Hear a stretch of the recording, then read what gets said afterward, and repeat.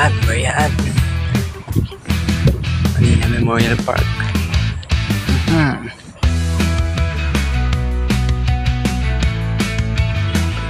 So guys, tapos ko lang mag interval walk and jog. So bali 20 to 30 minutes dito sa Manila Memorial Park. So yun, tapos na tayo, tapos balik na tayo sa hood.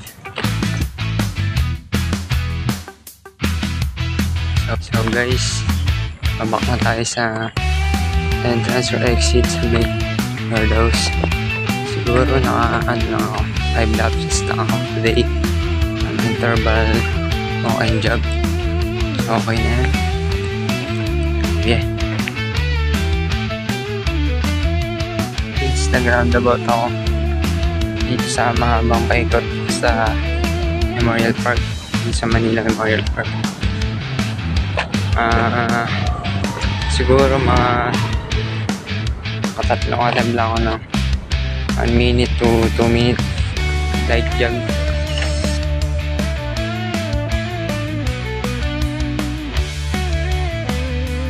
Oh guys, kumuha lang ako ng spot na hindi ganang matao, tapos doon ako nag-laps, interval walk and jog, light jog, light walk. Tapos nag-round the block na ako, all around the block lang. So yun.